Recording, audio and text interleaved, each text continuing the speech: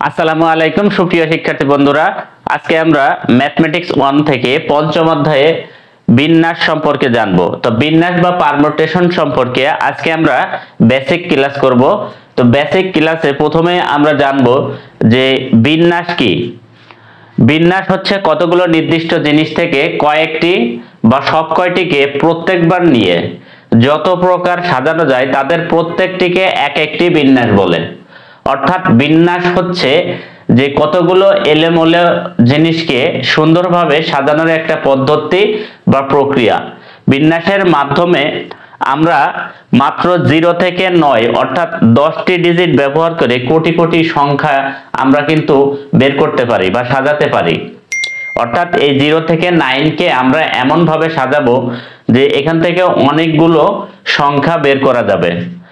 তো এরকম আমরা যদি একটা উদাহরণ দেখি, যে মনে করি এবিসি 3টা ভিন্ন ভিন্ন অক্ষর দেয়া আছে। তো এই 3টা ভিন্ন ভিন্ন অক্ষরকে আমরা বিভিন্নভাবে সাজাতে পারি। তার ভিতরে প্রথমটি হচ্ছে 3টি অক্ষর থেকে প্রতিবার যদি আমরা একটি করে অক্ষর নেই তাহলে একে 3 বার সাজানো যায়, অর্থাৎ এ, বি এবং সি। আবার 3টা অক্ষর থেকে যদি প্রতিবার আমরা 2টি করে অক্ষর নিয়ে সাজাই তাহলে এই এর সাথে এ বি এ সি, তারপরে এই বির সাথে আবার বি এ বি সি, তারপরে আবার সির সাথে সি এ আবার সিবি। তার মানে প্রত্যেকবার এরকম 2টা করে নিলে আমরা 6 প্রকারের সাজাতে পারি। আবার যদি এই 3টা অক্ষর থেকে আবার আমরা কি করি, প্রত্যেকবার 3টা করে অক্ষর নিই। 3টা করে অক্ষর মানে এর সাথে বিসি গুণ করলে এবিসি, আবার এর সাথে সিবি গুণ করলে এসিবি, আবার বির সাথে এসি গুণ করলে বিএসি। তো এইভাবে বিসিএ সিএবি সিবিএ এরকম 6 প্রকারে আমরা আবার সাজাতে পারি। তো এর থেকে বোঝা যাচ্ছে যে বিন্যাসের মাধ্যমে কতগুলো সংখ্যা দেয়া থাকলে সেই সংখ্যা দিয়ে আমরা যেভাবে বলবে মানে ওই সংখ্যা থেকে কতগুলো নিতে হবে, কতগুলো নিয়ে কতভাবে সাজানো যাবে, এই যে সাজানোর প্রকার সে কতভাবে সাজানো যাবে সেটা এখান থেকে বিন্যাসের মাধ্যমে বের করতে পারবো। তো বিন্যাসের বাস্তব প্রয়োগ কি? বাস্তব প্রয়োগ হচ্ছে আমরা যদি এই যে আমাদের ছাত্রছাত্রীদের যে রোল নাম্বারগুলো, এই রোল নাম্বারগুলো যদি আমরা ম্যানুয়ালি তৈরি করি তাহলে একজনের রোল নাম্বারের সাথে একজনের রোল নাম্বার মিলে যায়, বা ভোটার আইডি নাম্বার, গাড়ির লাইসেন্স নম্বর, মোবাইল নাম্বার, কারো নাম্বারের সাথে যাতে কারো নাম্বার মিলে না যায়, তো সেটা এই বিন্যাসের মাধ্যমে কিন্তু করা হয়ে থাকে। এখন আমরা বিন্যাসের সূত্র দেখব। n সংখ্যক বিভিন্ন বস্তু থেকে প্রতিবার r সংখ্যক বস্তু নিয়ে, অর্থাৎ আমরা একটু আগে দেখলাম যে এ বি সি থেকে প্রত্যেকবার আমরা কখনো একটি করে অক্ষর নিয়েছি, কখনো 2টি করে অক্ষর নিয়েছি, আবার কখনো 3টি করে অক্ষর নিয়েছি। তো এই কারণে বলা হয়েছে যে n সংখ্যক বিভিন্ন বস্তু থেকে প্রতিবার r সংখ্যক বস্তু নিয়ে যদি বিন্যাস গঠন করতে হয় তাহলে তার সূত্র হবে n p r, অর্থাৎ n এর মধ্যে আমরা কতগুলো নিচ্ছি সেটা হচ্ছে r। তো এটা সূত্র হচ্ছে factorial n divided by factorial n minus r। উপরে হবে p এর উপরে যে n টা আছে তার ফ্যাক্টরিয়াল, আর নিচে হবে এই n থেকে এই r টা হচ্ছে বিয়োগ হবে ফ্যাক্টরিয়ালের মধ্যে। তো এটা হচ্ছে বিন্যাসের সূত্র। এখন এখানে এই সূত্রের মধ্যে যে জিনিসগুলো আছে সেই সম্পর্কে আমরা একটু ব্যাখ্যা দেখব। যেমন এখানে n ব্যবহার করা হয়েছে, n হচ্ছে মোট উপাদান সংখ্যা, অর্থাৎ আমরা যে দেখেছিলাম এ বি সি 3টা অক্ষর নিয়েছি, এখানে মোট উপাদান হচ্ছে 3টা। আর r হচ্ছে মোট উপাদানের মধ্যে হতে যতটি উপাদান নিয়ে বিন্যাস করতে হয়। যখন আমরা 3টার মধ্যে 2টি করে আমরা বিন্যাস গঠন করলাম তখন r এর মান 2, যখন 3টির মধ্যে 3টি নিয়ে আমরা বিন্যাস গঠন করছি তখন r এর মান 3। তো এই কারণে এটাকে বলা হয়েছে মোট উপাদানের মধ্যে হতে যতটি উপাদান নিয়ে বিন্যাস করতে হয় সেটি হচ্ছে r। এবং এখানে যে ফ্যাক্টরিয়াল চিহ্ন ব্যবহার করা হয়েছে, এই ফ্যাক্টরিয়াল চিহ্নকে এইভাবে প্রকাশ করা হয় অথবা এই যে এভাবে প্রকাশ করা হয়। তো এই ফ্যাক্টরিয়াল চিহ্ন সাধারণত ক্যালকুলেটরে এই চিহ্ন দেওয়া আছে। তো ক্যালকুলেটরে কিন্তু সরাসরি ফ্যাক্টরিয়ালের মান বের করা যায় এবং ম্যানুয়ালি কিন্তু এখানে আমরা ফ্যাক্টরিয়ালের যে মান সেটিও বের করতে পারবো। তো ফ্যাক্টরিয়ালটা মূলত কি? ফ্যাক্টরিয়ালটা হচ্ছে কোনো ধনাত্মক পূর্ণ সংখ্যার গুণের বিধি, অর্থাৎ ধনাত্মক পূর্ণ সংখ্যার একটা গুণের নিয়ম, যা কি করে প্রত্যেকবার এক করে সিরিয়ালি কমে। এক করে সিরিয়ালি কমে মানে কি? যদি 5 ধরি তাহলে 5-এর পরে 4, 4-এর পরে 3, 3-এর পরে 2, তারপরে 1, এভাবে কমে গুণ হয়ে সর্বশেষ 1 পর্যন্ত আসে। অর্থাৎ ওই যে 5 ফ্যাক্টরিয়াল হলে সর্বনিম্ন 1-এ চলে আসবে। তো যেমন এখানে আমি 3 ফ্যাক্টরিয়াল দেখিয়েছি। তো 3 ফ্যাক্টরিয়াল মানে হচ্ছে 3 × 2 × 1, সর্বনিম্ন কিন্তু সে 1-এ চলে এসেছে। অর্থাৎ কোন ধনাত্মক পূর্ণ সংখ্যা গুণের যে নিয়ম সেটি হচ্ছে 1 করে সিরিয়ালে কমে, 3-এর থেকে কমে 2, 1 কমছে, তারপরে 1-এ এসেছে, তো গুণ হয়ে সর্বশেষ 1 পর্যন্ত আসবে। তো এটাকেই বলে হচ্ছে ফ্যাক্টরিয়াল। এবং এই ফ্যাক্টরিয়াল n শব্দের অর্থ কি? তো আমরা জানলাম যে ফ্যাক্টরিয়াল শব্দের অর্থ হচ্ছে 1 করে কমে গুণ হয় এবং 1 পর্যন্ত আসে। তো যখন n সংখ্যক হবে তখন এই n এর সাথে তার নিচের সকল ক্রমিক সংখ্যার গুণফল হচ্ছে এই ফ্যাক্টরিয়াল n। কিভাবে? তো ফ্যাক্টরিয়াল n এর ক্রমিক সংখ্যার যে গুণফল আছে সেটা হচ্ছে n, n-1, n-2, n-3। তো এভাবে করতে করতে করতে করতে এক সময় কোথায় চলে আসবে? 1-এ চলে আসবে। যেমন এখানে আমরা একটা উদাহরণ দেখি যে ফ্যাক্টরিয়াল 5। তো n এর জায়গায় কি দিয়েছে? 5। তাহলে এখানে n এর জায়গায় হবে 5, এখানেও n-1 মানে 5-1, n-2 5-2, এভাবে করে করে 5-4 অর্থাৎ 1 পর্যন্ত যাবে। তাহলে আমরা এটাকে পাচ্ছি 5, এটা মাইনাস করলে হচ্ছে 4, এটা মাইনাস করলে 3, এটা করলে 2, এটা করলে 1। তো ফ্যাক্টরিয়াল 5 এর ইয়ে হচ্ছে তাহলে কত? 5, 4, 3, 2, 1। তার মানে প্রত্যেকবার কিন্তু 1 করে করে কমে গিয়ে সর্বনিম্ন হচ্ছে 1-এ পৌঁছাবে। এখন আমরা বিন্যাসের কিছু নিয়ম দেখব।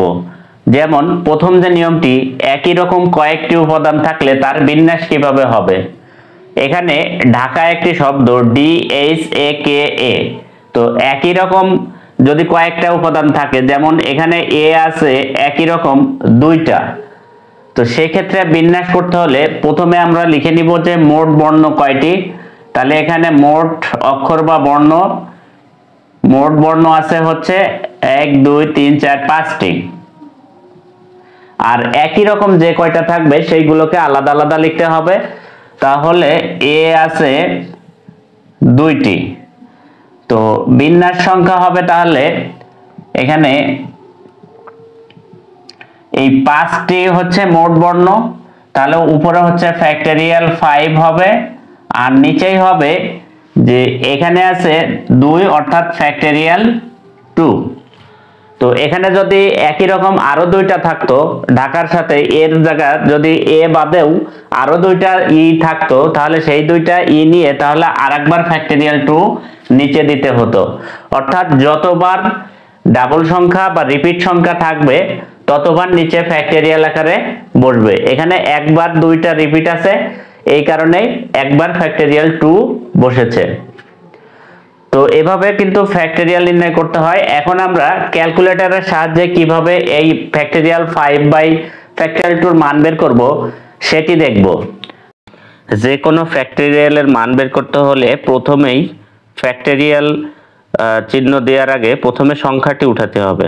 অর্থাৎ যে সংখ্যার ফ্যাক্টরিয়াল নির্ণয় করব সেই সংখ্যাটি প্রথমে উঠিয়ে পরে শিফট চেপে আমরা ফ্যাক্টরিয়াল চিহ্নটি যেখানে আছে সেই বাটনটি চাপ দিব। এখানে আমি 5 ফ্যাক্টরিয়াল বের করতে হলে প্রথমে আমি 5 চাপ দিব। এরপরে আমার এই যে 4 বাটনের এখানে যে ফ্যাক্টরিয়াল চিহ্ন রয়েছে, এই ফ্যাক্টরিয়াল চিহ্ন উঠাতে হলে আমি প্রথমে শিফট চাপবো। শিফট চাপলে এখানে ফ্যাক্টরিয়াল চিহ্ন চলে আসবে। তো ফ্যাক্টরিয়াল চিহ্ন আসার পরে আমরা এখন যেহেতু ভাগ করতে হবে প্রথমেই ভাগ চিহ্ন দিতে হবে। তো ভাগ চিহ্ন দেওয়ার পরে আমাদের ফ্যাক্টরিয়াল 2 আছে, প্রথমে 2 উঠাবো, তারপরে শিফট চেপে আবার ফ্যাক্টরিয়াল চিহ্ন দিব, তাহলে 2 ফ্যাক্টরিয়াল চলে আসবে। এরপরে ইকুয়াল দিলে 60 পাবো, হচ্ছে আমরা অ্যান্সার 60। এটা যদি আমরা ম্যানুয়ালি হিসাব করি তাহলে ফ্যাক্টরিয়াল 5 মানে হচ্ছে 5 × 4 × 3 × 2 ডিভাইডেড বাই ফ্যাক্টরিয়াল 2 হচ্ছে 2 × 1। তাহলে এই টু কাটা যায়, 1 1 চলে যায়, থাকে হচ্ছে 3 4 12, 5 12 60। তো এভাবে হচ্ছে ফ্যাক্টরিয়াল হিসাব করতে হয়। তো ক্যালকুলেটর থাকলে খুব সহজে একবারেই কিন্তু এই মানটি বসিয়ে দিলেই হয়ে যাবে। এরপরে যে নিয়মটি আছে, কয়েকটি বর্ণকে একত্রে বা পাশাপাশি রেখে বিন্যাস। তো কয়েকটি বর্ণকে একত্রে রেখে বা পাশাপাশি রেখে বিন্যাস করতে হলে সাধারণত অঙ্কে দেয়া থাকে যে স্বরবর্ণগুলোকে একত্রে রেখে অথবা পাশাপাশি না রেখে এই দুইটা নিয়ম আসে। তো আমরা প্রথমে পাশাপাশি রেখে যে বিন্যাস আছে সেটি শিখব। তো এই পাশাপাশি রেখে বিন্যাস করার জন্য আমি একটি শব্দ এখানে লিখেছি, ম্যাথমেটিক্স শব্দটি। তো এই ম্যাথমেটিক্স শব্দটিতে এর ভিতরে যদি অঙ্কে বলে দেয় যে স্বরবর্ণগুলোকে পাশাপাশি রেখে বিন্যাস করতে হবে, তাহলে আমাকে এখানে প্রথমে স্বরবর্ণগুলো আলাদা করতে হবে যে কতগুলো স্বরবর্ণ আছে। তো স্বরবর্ণ আমরা জানি, স্বরবর্ণ হচ্ছে এ, ই, আই, ও, ইউ। এই স্বরবর্ণ বা এখানে ভাওয়েল, যে ভাওয়েল হচ্ছে 5টি, এটা আমরা জানি, এটা লিখে নিলাম। তো এর ভিতরে এই অক্ষরগুলো আছে কিনা বা কয়বার কি আছে সেটা আমাদের আগে দেখতে হবে। তো প্রথমেই আমরা ধরে নিব যে এখানে স্বরবর্ণ যেগুলো আছে সেটা আগে আমরা এখান থেকে বের করে নিব। যেমন দ্বিতীয় অক্ষরটি হচ্ছে এ, এটি একটি স্বরবর্ণ। এইখানে আছে ই, এখানে এটি একটি স্বরবর্ণ। এখানে আছে এ, এখানে আছে আই। তার মানে এই যে 4টি অক্ষর, এই 4টি অক্ষর হচ্ছে এখানে স্বরবর্ণ A I, A E A I. তাহলে স্বরবর্ণ কয়টি? 4টি। তো এই 4টির মধ্যে আবার রিপিট সংখ্যা আছে 2টি, এটা আমাদের কিন্তু একটু খেয়াল রাখতে হবে, রিপিট সংখ্যা 2টি। তো এখন আসি আমরা যে পাশাপাশি রেখে যদি বিন্যাস করতে বলে, স্বরবর্ণগুলোকে পাশাপাশি রেখে বিন্যাস করতে বলে, তাহলে আমরা কি করব? তো এর 3টা ধাপ। 1 নাম্বার ধাপে হচ্ছে একত্রে রাখতে বলা বা পাশাপাশি রাখতে বলা বর্ণগুলোর নিজেদের মধ্যে প্রথমে বিন্যাস করতে হবে। তার মানে কি, এই যে 4টা বর্ণ আছে এখানে মোট বর্ণ তাহলে মোট হচ্ছে 4টি, আর এর মধ্যে রিপিট আছে কয়টি? 2টি। তার মানে এ আছে 2 বার, 2টি। তো নিজেদের মধ্যে স্বরবর্ণের নিজেদের মধ্যে বিন্যাস, তার মানে কি ফ্যাক্টরিয়াল 4 বাই ফ্যাক্টরিয়াল 2 হবে। তো ফ্যাক্টরিয়াল 4 মানে কি 4 ইন্টু 3 ইন্টু 2 আর 2 ইন্টু 1। তো এখানে 2 আর 2 কেটে গেলে 3 4 12। তার মানে হচ্ছে এখানে নিজেদের মধ্যে যে বিন্যাস হচ্ছে সেটি 12টি। এখন 2 নাম্বার ধাপ। 2 নাম্বার ধাপে একত্রে রাখতে বলা বর্ণগুলোকে একত্রে একটি বর্ণ ধরে মোট বর্ণ হিসাব করে বিন্যাস করা। তার মানে এই যে একত্রে রাখতে বলেছে কি স্বরবর্ণগুলোকে, তো স্বরবর্ণ 4টা মিলে একটা হবে। তাহলে এ ই এ আই থেকে আমরা একটা বর্ণ নিলাম হচ্ছে আই। তাহলে এই যে মোট বর্ণ হচ্ছে 11টা ম্যাথমেটিক্সের ভিতরে, 11টার ভিতর থেকে আমরা স্বরবর্ণ লিখব না, শুধু এটাকে নিব। তো স্বরবর্ণ না লিখে এম, এখানে এ যদি একটা নিয়ে নিই, এটা নিয়ে নিলাম। তারপর আছে টি, এইচ, এরপরে ই আছে, ইটাকে আমরা নিব না কারণ এটা স্বরবর্ণ। তারপর আছে এম, আবারও এ আছে, এটাকে নিব না, নেব হচ্ছে টি। আই কে নিব না, নেব হচ্ছে সি এবং এস। তো এখানে 1 2 3 4 5 6 7 8, তার মানে 8টি অক্ষর হবে। তো এটার দ্বারা যেটা বোঝায় সেটা হচ্ছে মোট বর্ণ হচ্ছে আমার 11টা। তো 11টা থেকে প্রথমে আমরা স্বরবর্ণ 4টাকে বাদ রাখবো, তাহলে থাকলো 7টা। এবার এই 7টার সাথে একটা যোগ করব, কারণ ওই যে 4টাকে আমরা বাদ দিয়েছি এই 4টাকে একত্রে একটা বর্ণ ধরতে বলেছে, এই কারণে একটা বর্ণ এর সাথে যোগ করলে 8টি বর্ণ হবে। এখন এই 8টি বর্ণের মধ্যে রিপিট কি আছে? রিপিট আছে এম আছে কয়টা? 2টা। তাহলে এম আছে 2টা, আর এখানে টি আছে 2টা। তাহলে 2টা হচ্ছে রিপিট আছে। তাহলে এর বিন্যাস হবে ফ্যাক্টরিয়াল 8 ডিভাইডেড বাই ফ্যাক্টরিয়াল 2 আর ফ্যাক্টরিয়াল 2, যেহেতু 2 বার রিপিট। তো এটাকে ক্যালকুলেশন করলে আমরা পাবো 10080, 10080। তো এখন 3 নাম্বার ধাপ, এটা ছিল আমাদের হচ্ছে 2 নাম্বার ধাপ। এবার 3 নাম্বার যে ধাপ, 3 নাম্বার ধাপে বলেছে প্রথম ও দ্বিতীয় ধাপের ফলাফল দুইটা গুণ করতে হবে, তাহলেই এই যে পাশাপাশি বা একত্র রেখে বিন্যাস আমরা পাবো। তো আমরা 1 নাম্বার ধাপে পেয়েছিলাম হচ্ছে 12, তার সাথে গুণ হবে হচ্ছে 10080, তাহলে এর সাথে আমরা গুণ দেব হচ্ছে 12, তার মানে হচ্ছে 120960। তো এই যে এটা হচ্ছে পাশাপাশি রেখে আমরা বিন্যাস করলাম।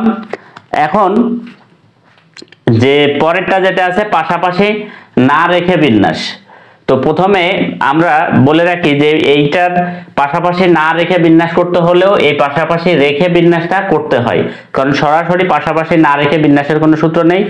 তো এক্ষেত্রে প্রথমে প্রদত্ত সকল বর্ণের বিন্যাস করতে হয়। এখানে ধাপ নম্বর 1 হচ্ছে যে যতগুলো বর্ণ দেয়া থাকবে, যেমন ম্যাথমেটিক্স, এখানে এই শব্দের টোটাল বর্ণ আছে কয়টা? 11টা।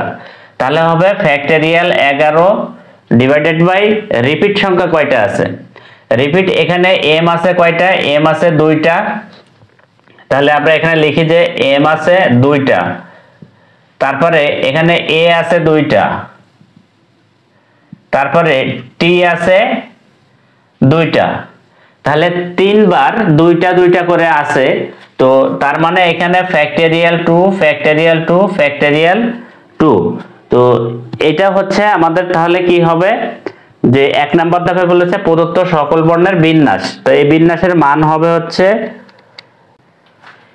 তো এটার মান পাবো আমরা 498960। এখন 2 নাম্বার যে ধাপ বলেছে যে পাশাপাশি রেখে বিন্যাস করতে হবে, তাহলে আমরা ধরে নিলাম যে এই স্বরবর্ণগুলোকে আমরা প্রথমে পাশাপাশি রেখে বিন্যাস করব। তো পাশাপাশি রেখে বিন্যাস করতে হলে আমরা এই যে এইখানে যেটা করেছি, অর্থাৎ পাশাপাশি রেখে বিন্যাস করেছি কোনটা? এইটা, এই যে সর্বশেষ যেটা পেয়েছি। তাহলে 2 নম্বরে পাশাপাশি রেখে বিন্যাস করলে আমরা পাবো 120 960। এটা আমি আর করে দেখলাম না, কারণ এই যে নিয়মে আমরা পাশাপাশি রেখে করেছি ওই নিয়মটা এখানে অ্যাপ্লাই করতে হবে। তারপরে 3 নাম্বার ধাপে বলেছে যে ধাপ 1 মাইনাস ধাপ 2, অর্থাৎ বিয়োগ করতে হবে। এই প্রথম ধাপে যেটা পেয়েছি আর হচ্ছে দ্বিতীয় ধাপে যেটা পেয়েছি এটা বিয়োগ। তাহলে 498960 মাইনাস 120960। তো এটা বিয়োগ করলে যেটা পাবো সেটাই হচ্ছে আমার পাশাপাশি না রেখে বিন্যাস। 48 68 640। তাহলে এই যে যেটা পেলাম এটা হচ্ছে আমাদের পাশাপাশি না রেখে বিন্যাস করলে এরকম আসবে। এরপরে সর্বশেষ যে নিয়মটি আমরা আজকে দেখব, কোন নির্দিষ্ট বর্ণ শেষে বা প্রথমে নির্দিষ্ট রেখে বিন্যাস। কোন বর্ণকে যদি প্রথমে নির্দিষ্ট রাখতে বলে অথবা শেষে নির্দিষ্ট রাখতে বলে বা শেষে রাখতে বলে, সেক্ষেত্রে বিন্যাস করতে হলে যে বর্ণকে প্রথমে রাখতে বলবে অথবা শেষে রাখতে বলবে সেই বর্ণকে টোটালি বাদ দিয়ে বর্ণ হিসাব করে বিন্যাস করলেই হয়ে যাবে। যেমন এখানে যদি বলে যে 2টা এম শেষে রেখে 2টা এম, তো 2টা এম শেষে রাখার অর্থ হচ্ছে 2টা এম কে বাদ দিব। তো 2টা এম কে বাদ দিলে কি হবে? 2টা এম কে বাদ দিলে মোট 11টা বর্ণ থেকে আমরা বর্ণ পাবো হচ্ছে 9টি। তাহলে হবে ফ্যাক্টরিয়াল 9। তো ফ্যাক্টরিয়াল 9 এর পরে এবার রিপিট সংখ্যা থাকবে কি কি? রিপিট সংখ্যা যেহেতু এখানে এম ছিল কয়টা? 2টা, এই 2টা তো বাদই। তাহলে এ আর টি 2টা থাকবে, তাহলে ফ্যাক্টরিয়াল 9 বাই ফ্যাক্টরিয়াল 2 ফ্যাক্টরিয়াল 2। তো এটা বের করলেই কিন্তু এই যে শর্তটি আছে সেই শর্তটি হয়ে যাবে।